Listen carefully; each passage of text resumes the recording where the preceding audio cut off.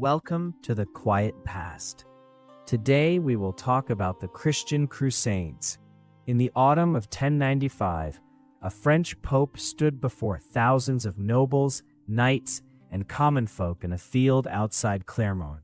His words would echo across Europe like thunder, setting in motion a series of holy wars that would reshape two civilizations.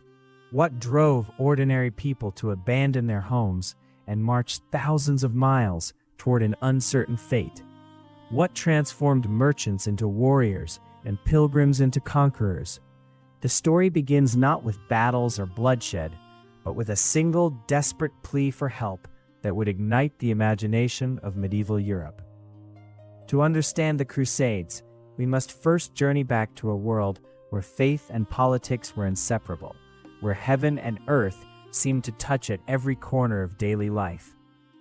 The 11th century was an age of awakening in Western Europe. Trade routes were expanding, populations were growing, and a new energy pulsed through kingdoms that had slumbered since the fall of Rome. Yet beyond the borders of Christendom, ancient powers were stirring. The Byzantine Empire, that last echo of Roman glory, was facing pressures from all sides.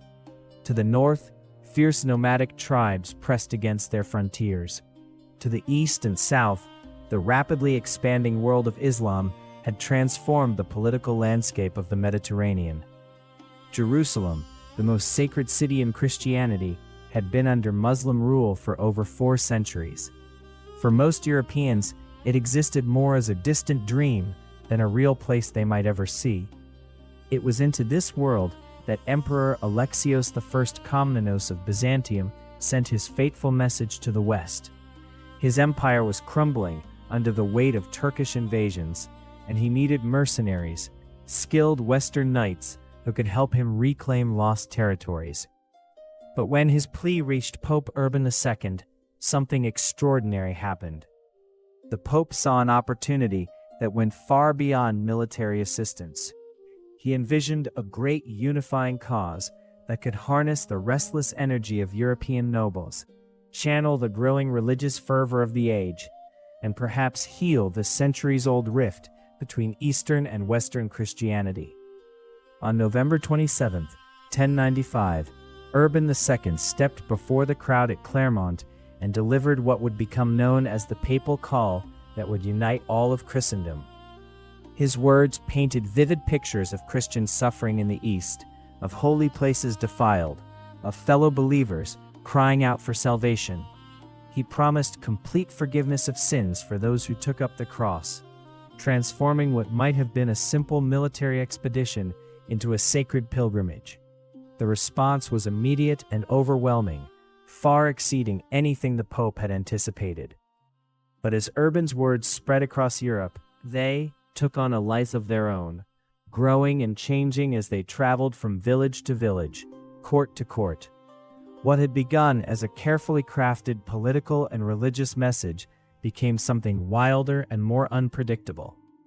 Preachers like Peter the Hermit began drawing massive crowds with increasingly passionate sermons about the Holy War.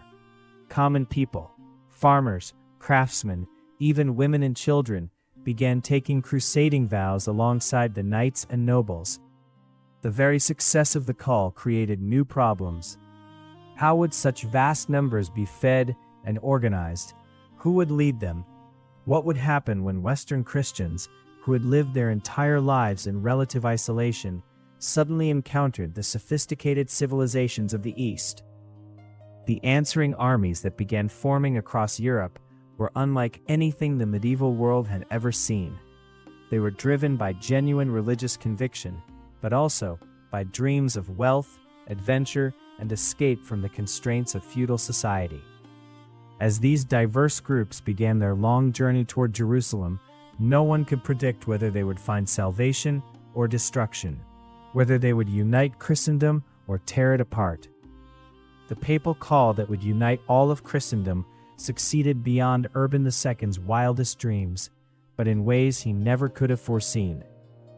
The First Crusade, launched by his speech at Clermont, did indeed capture Jerusalem in 1099, establishing Christian kingdoms in the Levant that would endure for nearly 2 centuries. But the unity it created was complex and often fragile. The Crusades brought together French nobles and German emperors, Italian merchants and English knights, Byzantine diplomats and Hungarian kings.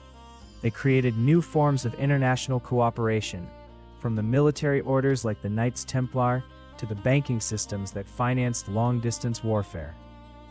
Yet this same unity came at a tremendous cost. The journey to the Holy Land exposed deep cultural differences between East and West, between different Christian traditions, and between the Christian and Islamic worlds. Each successive crusade, and there would be many, revealed new tensions and contradictions within the supposedly unified cause. The Fourth Crusade's sack of Constantinople in 1204 shattered any illusions about Christian brotherhood. By the time the last Crusader stronghold fell at Acre in 1291, the dream of a united Christendom had evolved into something far more complex, a web of cultural exchange, economic transformation, and political realignment that would shape both Christian and Islamic civilizations for centuries to come.